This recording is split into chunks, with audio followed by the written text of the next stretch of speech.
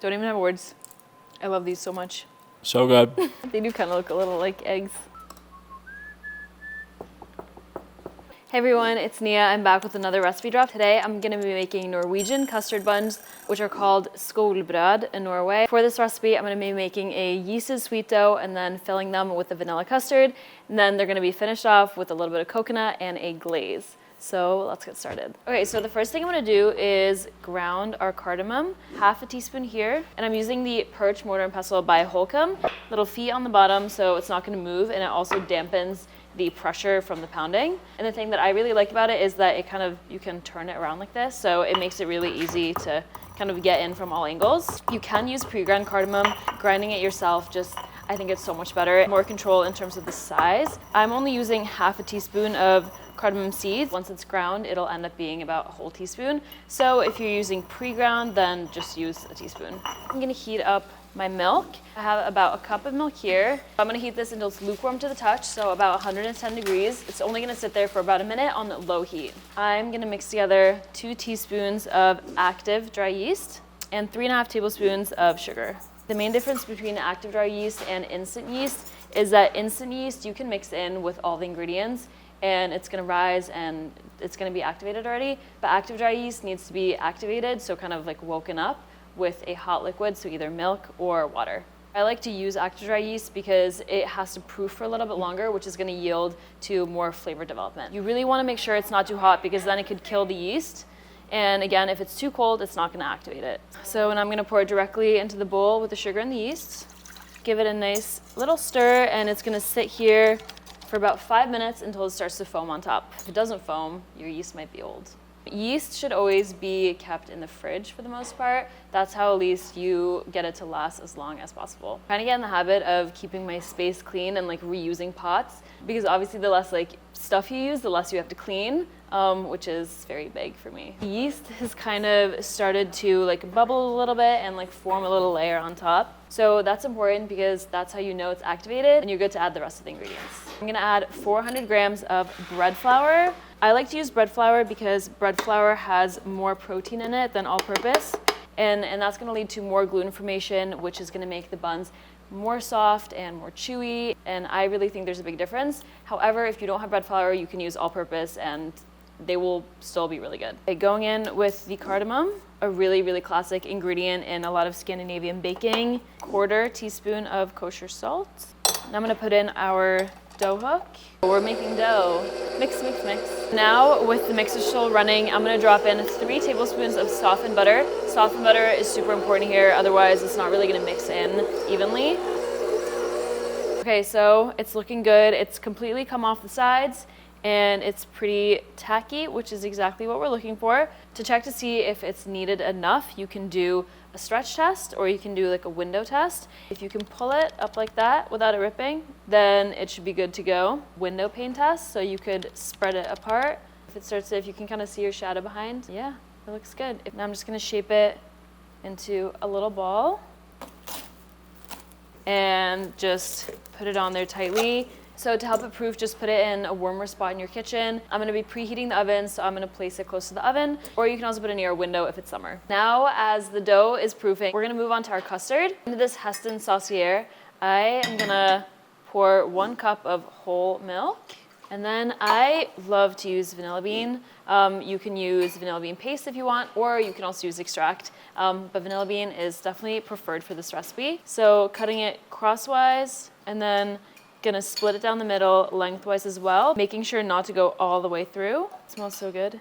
Vanilla beans just give the best vanilla flavor. The little seeds are really, really small, so it can be hard to get all of them, and that's why we're also gonna add the actual pod into the milk as well. The main difference between using vanilla bean paste and extract is that if you're using extract, you don't wanna add it until the custard is pretty much done. Plop these right into the milk as well. Now I'm gonna heat this over low. You wanna make sure it doesn't boil because then you're gonna get that unwanted skin on top. And definitely keep an eye on it because it does heat up very quickly. So now I'm gonna separate 3 eggs. These are at room temperature. Mix in 1/4 cup of sugar, 2 tablespoons of cornstarch, I also love my little Food52 whisk. I love the wooden handle size, it's really nice. So now I'm just gonna mix this until I have no cornstarch clumps to remain. And this is really important because once we start to heat up the custard, if there are any cornstarch clumps remaining, then those are kind of gonna gel up. So it's just slightly pale yellow. So now before I mix the milk into the egg yolks, I'm gonna remove the vanilla bean. This part is really important. As you pour the hot milk into the egg yolks, you wanna make sure to continuously whisk the whole time. One kitchen tip to keep the bowl from moving is to kind of place a kitchen towel underneath, kind of. Now I'm gonna pour the hot milk into the egg yolks. And what we're doing here is tempering the eggs, which means that the eggs are being partially cooked before we add the eggs back into the saucepan. Doing this is the most foolproof way, in my opinion, to make a custard. So this is going back into the saucepan. Because it's still on low heat, make sure to go in and start whisking immediately. So I know I mentioned before that I'm using a saucier instead of a saucepan, and the main difference is that you can see the sides kind of go in like this rather than straight down. And this is really good for making sauces, hence why it's called a saucier. These bent edges are gonna prevent any of the custard from getting in those little sides and curdling. So obviously you know the custard is done when it's thick like this, but another test is to run your utensil on the bottom of the pan or skillet, and you should be able to have a clean streak like that. So now that it's done, I'm removing it from the heat. I'm gonna add in 2 tablespoons of unsalted butter. And this is also when you would mix in your vanilla extract if that's what you're using instead. 1/4 of a teaspoon of kosher salt. Oh, Caesar, do you have a spoon? Can you get me one? Yeah. You want to taste? I could just eat a bowl of it. I know, it has a really smooth mouthfeel. So now I'm gonna pour the custard back into the bowl that we used before. Because the custard is gonna be baked, it doesn't really have to cool down too much, but it's gonna anyway. However, one thing that is really important is to cover it up with plastic wrap or parchment paper or something, but you have to make sure to push it all the way down to the bottom so that it touches the surface of the custard. This is gonna prevent a skin from forming. We have our approved dough. If you wanna get really technical, you could use a scale if you want them to be exactly the same size. But I'm just gonna use my handy dandy bench scraper, cut it into pieces. I sometimes do 6 if I want really large buns, but I think I'm actually gonna cut it into 8 pieces today. Then I'm gonna roll and shape them, but then I'm gonna place them on this Heston sheet pan. I like to just tuck the ends underneath and then give it a nice, kind of like cup my hand over and then give it a nice roll. And then place it on the baking sheet. So I'm gonna let them rest for about 5 minutes, and while I do that, I'm gonna make the egg wash. Mix it with either a little bit of water or milk. So then I have a pastry bag for our custard. You could use a Ziploc bag if that's all you have, or you can just spoon the custard onto the buns with a spoon.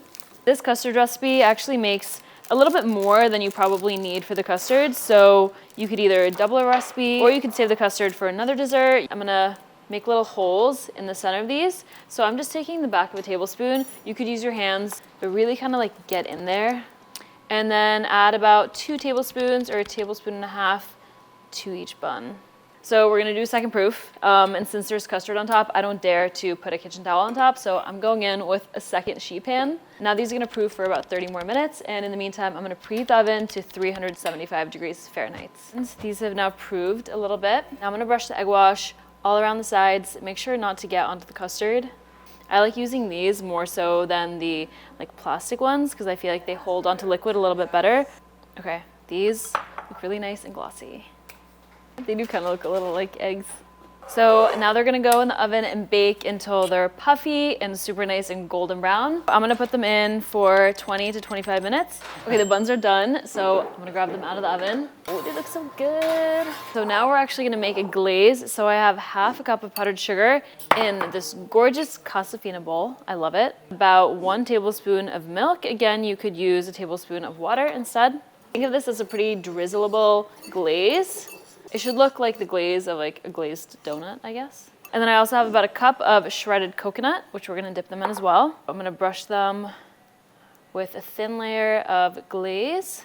And then I'm gonna go in and dip them in coconut all around the edges, making sure to avoid the center. And voila, there it is. So one alternative too is if you don't like coconut, you can leave the coconut out. You can just leave them glazed. Instead of using a glaze and coconut, you can brush them with melted butter and then dip them in sugar instead. Called Skolebrød because kids would traditionally get them in their lunch boxes. And you also usually eat these more during the day. That's what I really like about Scandinavian desserts. They're mostly made to eat during the day instead of after dinner. Okay, let's give it a taste. Scoop some custard out of the center. So good. Don't even have words. I love these so much. I'm gonna cut some up and I'm gonna go see if anybody in the office wants to try. We got the little mic, let's go. Paul, Oh, wow. do you wanna taste and tell me what you think? Here's the mic. Incredible. So good.